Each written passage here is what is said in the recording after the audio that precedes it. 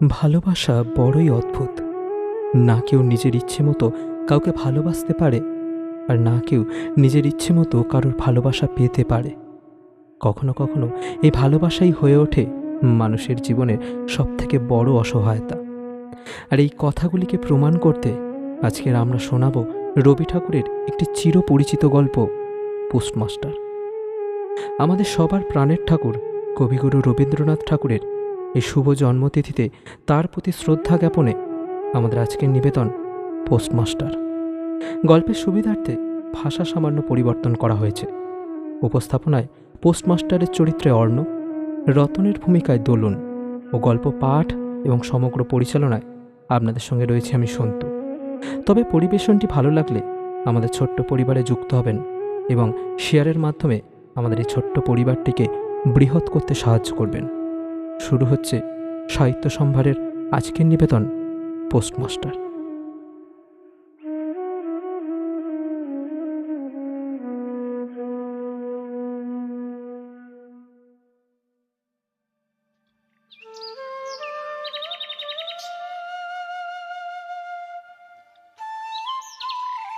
প্রথম কাজ আরম্ভ করিয়া পোস্টমাস্টারকে আসিতে হয় উলাপুর গ্রামে। গ্রামটি অতি সামান্য, নিকটেই একটি নীল কুঠি আছে। তাই কুঠির সাহেব অনেক জোগাড় করে এই নতুন পোস্ট অফিসটি স্থাপন করেছেন। আমাদের পোস্টমাস্টার কলকাতার ছেলে। জলের মাছকে ডাঙায় তুললে যেমন হয়, এই গণ্ড গ্রামের মধ্যে এসে পড়িয়া পোস্টমাস্টারেরও সেই একই দশায় উপস্থিত হয়েছে। একখানি অন্ধকার আটচালার মধ্যে তার আপিস, অদূরে একটি পানাপুকুর এবং তার চারপাড়েও জঙ্গল। কুঠির, গোমস্তা প্রভৃতি যে সকল কর্মচারী আছে তাহাদের ফুরসত প্রায় নেই এবং তাহারাও ভদ্রলোকের সাথে মেশার উপযুক্তও নয়। বিশেষত কলকাতার ছেলে ভালো করে মিশতে জানে না। অপরিচিত জায়গায় গেলে হয় উদ্ধত নয় অপ্রতিভ হয়েই থাকে। এই কারণে স্থানীয় লোকের সাথে তার মেলামেশাও হয়ে ওঠে না। অথচ হাতে কাজও অধিক নেই। কখনো কখনো দু একটা কবিতা লিখতে চেষ্টা করেন, আর তাতে এমন ভাব ব্যক্ত করেছেন যে সমস্ত দিন তরু পল্লবের কম্পন এবং আকাশের মেঘ দেখিয়া জীবন বড়ই সুখে কাটিয়া যায়। কিন্তু অন্তর্যামী জানেন, যদি আরব্য উপন্যাসের কোনো এক দৈত্য এসে এক রাতের মধ্যেই এই শাখা পল্লব সমেত সমস্ত গাছগুলো কেটে পাকা রাস্তা বানিয়ে দেয় এবং সারি সারি অট্টালিকা আকাশের মেঘকে দৃষ্টিপথ হতে রুদ্ধ করে রাখে, তাহলে এই আধমরা ভদ্র সন্তানটি পুনশ্চ নবজীবন লাভ করতে পারে। পোস্টমাস্টারের বেতন অতি সামান্য, নিজেই রেঁধে খান এবং গ্রামের একটি পিতৃমাতৃহীন অনাথ বালিকা তার কাজকর্ম করিয়া দেয় চারি চারিটি খাওয়ার বিনিময়ে। মেয়েটির নাম রতন, বয়স 12 কি 13। বিয়ের কোনো সম্ভাবনাই নেই। সন্ধ্যের সময় যখন গ্রামের গোয়ালঘর থেকে ধূম কুণ্ডলিত হয়ে উঠত, ঝোপে ঝাড়ে ঝিল্লি ডাকত, দূরে গ্রামের নেশাখোর বাউলের দল খোল করতাল বাজিয়ে উচ্চস্বরে গান জুড়ে দিত, যখন অন্ধকার দাওয়ায় একলা বসে গাছের কম্পন দেখলে কবির হৃদয়েও ঈষৎ হৃৎকম্প উপস্থিত হতো, তখন ঘরের এক কোণে একটি ক্ষীণ শিখা প্রদীপ জেলে পোস্টমাস্টার ডাকিত, রতন, রতন। রতন দাঁড়ে বসে এই ডাকের জন্যই অপেক্ষা করে থাকত, কিন্তু এক ডাকেই ঘরে আসতো না। বলতো, কি গো বাবু, কেন ডাকছো? তুই কি করছিস? এখনই চুলো ধরাতে যেতে হবে হেঁসেলের। তোর হেঁসেলের কাজ পরে হবে, এখন একবার তামাকটা সেজে দে তো। অনতিবিলম্বে দুই গাল ফুলিয়ে কলকে ফুঁ দিতে দিতে রতনের প্রবেশ। হাত থেকে কলকেটা নিয়ে পোস্টমাস্টার ফস করে জিজ্ঞাসা করেন, আচ্ছা রতন, তোর মাকে মনে পড়ে? সে অনেক কথা, কতক মনে পড়ে, কতক পড়ে না। মায়ের চেয়ে বাবা আমায় বেশি ভালোবাসতো। বাবাকে অল্প অল্প মনে আছে। পরিশ্রম করে সন্ধ্যাবেলায় ঘরে ফিরে আসতো। সেসব দু একটা সন্ধ্যার কথা পরিষ্কার ছবির মতো মনে আছে। এ কথা হতে হতে ক্রমেই রতন পোস্টমাস্টারের পায়ের কাছে বসে পড়ত। মনে পড়ত তার একটা ছোট্ট ভাই ছিল। বহু পূর্বে এক বর্ষার দিনে গাছের ডাল ভেঙে ছিপ বানিয়ে একটা ডোবার ধারে তারা মাছ ধরা খেলা করছিল। অনেক গুরুতর ঘটনার চেয়ে এই ঘটনা তার মনে বেশি উদয় হতো। এইরূপ কথা প্রসঙ্গে মাঝে মাঝে বেশি রাত হয়ে গেলে পোস্টমাস্টারের আর রাঁধতে ইচ্ছা করতো না। রতন তাড়াতাড়ি উনুনে কয়েকটি রুটি সেঁকে দিলে সকালের বাসি খাবার দিয়ে উভয়ের রাতের আহার চলে যেত। একদিন সন্ধেবেলায় সেই বৃহৎ আটচালার কোণে আপিসের কাঠের চৌকির উপর বসে পোস্টমাস্টারও নিজের ঘরের কথা বলতেন, ছোট ভাই, মা এবং দিদির কথা। প্রবাসে একলা ঘরে বসে যাদের জন্য হৃদয় ব্যথিত হয়ে উঠত তাদের কথা। যে সকল কথা নীলকুঠির গোমস্তাদের কাছে বলা যায় না, সেই কথা এই অশিক্ষিত বালিকাকে কিছুমাত্র অসঙ্গত মনে না করেই বলা যেত। অবশেষে এমন হইল, বালিকা কথোপকথনকালে তার ঘরের লোকজনদের মা, দিদি, দাদা বলে চিরপরিচিতের ন্যায় উল্লেখ করতেন। এমনকি তার ক্ষুদ্র হৃদয়পটে বালিকা তাঁদের কাল্পনিক মূর্তিও চিত্রিত করেছিল। একদিন বর্ষাকালের মেঘমুক্ত দুপুরে হালকা গরম বাতাস বইছিল। রৌদ্রে ভেজা ঘাস এবং গাছপালা থেকে এক প্রকার গন্ধ আসছিল। মনে হচ্ছিল যেন ক্লান্ত ধরনের উষ্ণ নিঃশ্বাস গায়ের উপর এসে লাগছে। আর কোথাকার এক নাছোড়বান্দা পাখি তার এক টানা সুরের নালিশ সমস্ত দুপুরবেলা প্রকৃতির দরবারে অত্যন্ত করুণ সুরে বারংবার আবৃত্তি করছে। পোস্টমাস্টারের হাতে কাজ বেশি ছিল না। সেদিনকার বৃষ্টিধৌত মসৃণ চিক্কন তরুপল্লবের হিল্লোল এবং পরাভূত বর্ষার ভগ্নাবিশিষ্ট রৌদ্রশুভ্র স্তূপাকার মেঘস্তর বাস্তবিকই দেখার বিষয় ছিল। পোস্টমাস্টার সেটাই দেখছিলেন এবং ভাবছিলেন, এই সময় কাছে যদি নিতান্ত আপন কোনো একজন থাকত, যার সাথে তার হৃদয়ের সংযোগ থাকত।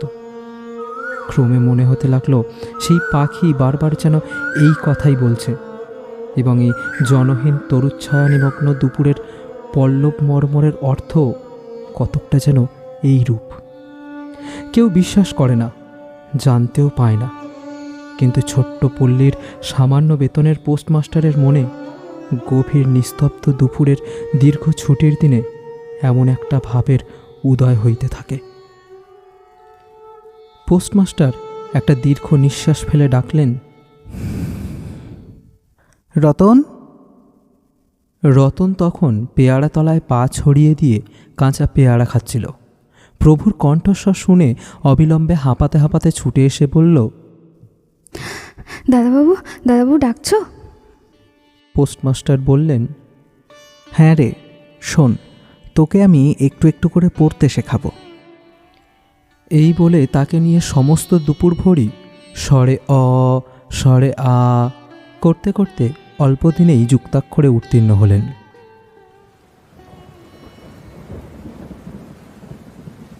শ্রাবণ মাস, বৃষ্টির আর শেষ নেই।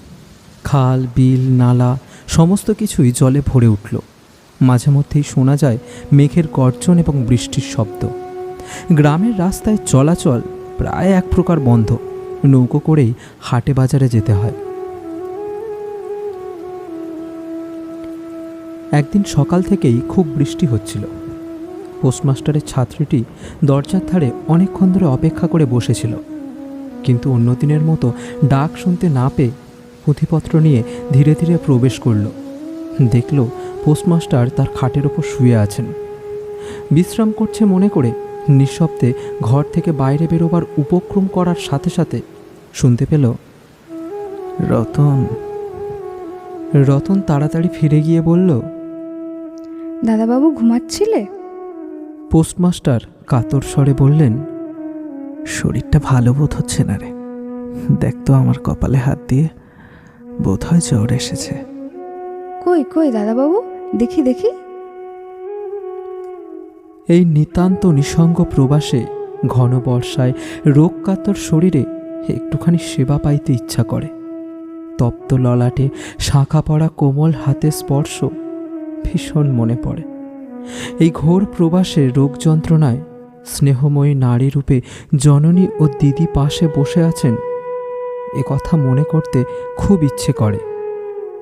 কিন্তু এ স্থলে প্রবাসীর মনের অভিলাষ ব্যর্থ হল না। বালিকা রতন আর বালিকা রইল না। সেই মুহূর্তে সে জননীর পদ অধিকার করল। ডাক্তার ডেকে যথাসময়ে বটি খাওয়ালো, সারা রাত ধরে সেবা করল, নিজের মতো করে রান্না করল এবং বারংবার জিজ্ঞাসা করিল, হ্যাঁ গো দাদাবাবু, শরীরটা কি আগের থেকে একটু ভালো বোধ হচ্ছে? বহুদিন পর পোস্টমাস্টার ক্ষীণ শরীরে রোগশয্যা ত্যাগ করে উঠলেন। মনে মনে স্থির করলেন, না, আর নয়, এখান থেকে কোনো মতে বদলি হতেই হবে। স্থানীয় অস্বাস্থ্যের কথা উল্লেখ করে তখনই কলকাতার কর্তৃপক্ষের নিকট বদলি হওয়ার দরখাস্ত করলেন। রোগ সেবা থেকে নিষ্কৃতি পেয়ে রতন আবার তার স্বস্থান অধিকার করল। কিন্তু আগের মতো তার আর ডাক পড়ে না। মাঝে মাঝে উঁকি মেরে দেখে পোস্টমাস্টার অত্যন্ত অন্যমনস্ক হয়ে কখনো বা চৌকিতে বসে আছেন, আবার কখনো বা শুয়েই সময় অতিবাহিত করেন। রতন যখন তার ডাকের প্রত্যাশা করে বসে থাকে, তিনি তখন অধীর চিত্তে তার দরখাস্তের উত্তরের প্রতীক্ষা করেন। বালিকা দ্বারের বাইরে বসে তার পুরনো পড়াগুলি বারংবার আওড়াতে থাকে, পাছে যেদিন সহসা ডাক পড়ে সেদিন যেন তার যুক্তাক্ষরে কোনোরূপ গোলমাল না হয়ে যায়। অবশেষে সপ্তাহখানেক পর একদিন সন্ধেবেলায় তার ডাক পড়ল। উদ্বেলিত হৃদয়ে রতন গৃহের মধ্যে প্রবেশ করে বলল, দাদাবাবু, আমায় ডাকছিলে? হ্যাঁ রে রতন, কালই আমি চলে যাচ্ছি। কোথায় যাচ্ছ দাদাবাবু? বাড়ি যাচ্ছি। আবার কবে আসবে? আর আসবো না রে। রতন আর কোনো কথা জিজ্ঞাসা করল না। পোস্টমাস্টার নিজেই তাকে বলল তিনি বদলি হওয়ার জন্য দরখাস্ত করেছিলেন। দরখাস্তটি মঞ্জুর হয়েছে, তাই তিনি কাজে জবাব দিয়ে বাড়ি যাচ্ছেন। অনেকক্ষণ আর কেউ কোনো কথা বলল না। মিটমিট করে প্রদীপ জ্বলতে লাগলো এবং ঘরের এক কোণে জীর্ণ চাল ভেদ করে মাটির সরার উপর টপ টপ করে বৃষ্টির জল পড়তে লাগলো। কিছুক্ষণ পর রতন আস্তে আস্তে উঠে রান্নাঘরে রুটি করতে গেল।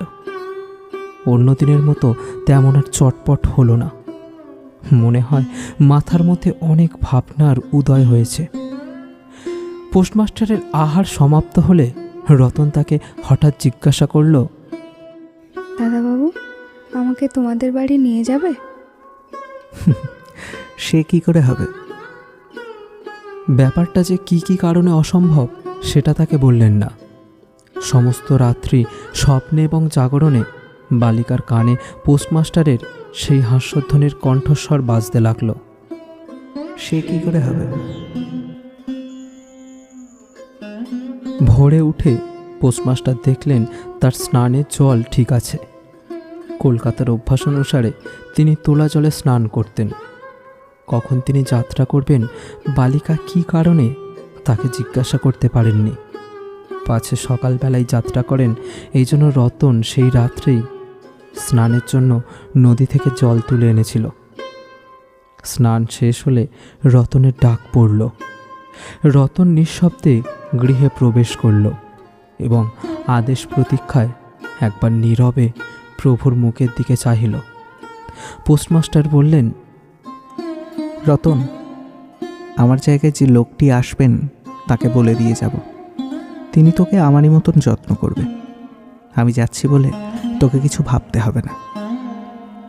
এই কথাগুলি যে অত্যন্ত স্নেহগর্ভ এবং দয়াদ্র হৃদয় থেকে উঠে আসছে সে বিষয়ে কোনো সন্দেহ নেই। কিন্তু নারীর হৃদয় কেই বা বুঝিবে?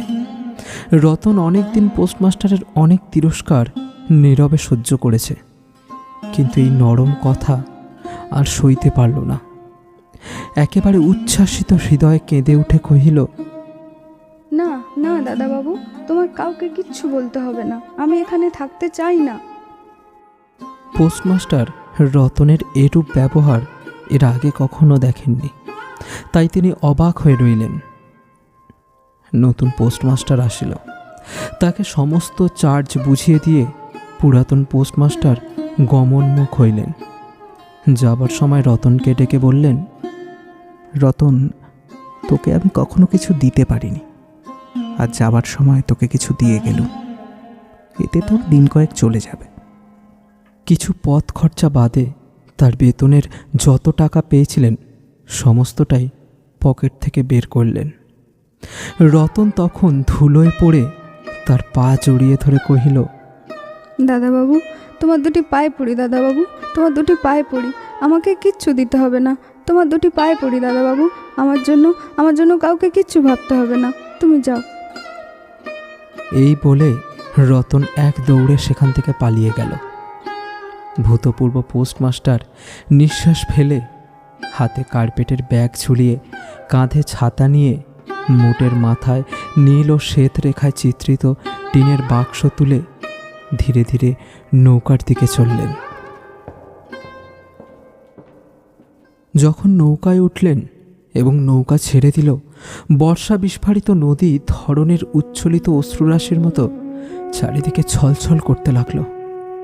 তখন হৃদয়ের মধ্যে অত্যন্ত একটা বেদনা অনুভব করতে লাগলেন।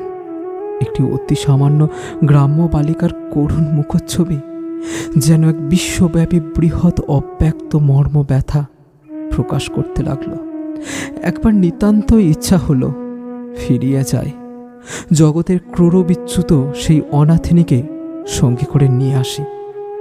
কিন্তু তখন পালে বাতাস পেয়েছে, বর্ষার স্রোত খোড়তর বেগে বইছে, গ্রাম অতিক্রম করে নদীকূলের শ্মশান দেখা দিয়েছে এবং নদী প্রবাহে ভাসমান পথিকের উদাস হৃদয়ে এই তত্ত্বের উদয় হলো যে জীবনে এমন কত বিচ্ছেদ, কত মৃত্যু আছে, ফিরিয়া ফল কি, পৃথিবীতে কেই বা কাহার। কিন্তু রতনের মনে এরূপ কোনো তত্ত্বের উদয় হল না। সে সেই পোস্ট অফিস গৃহের চারিদিকেই কেবল অশ্রুজলে ভাসিয়া ঘুরে ঘুরে বেড়াইতেছিল। মনে হয় তার হৃদয়ে ক্ষীণ আশা জাগছিল, দাদাবাবু যদি ফিরে আসে।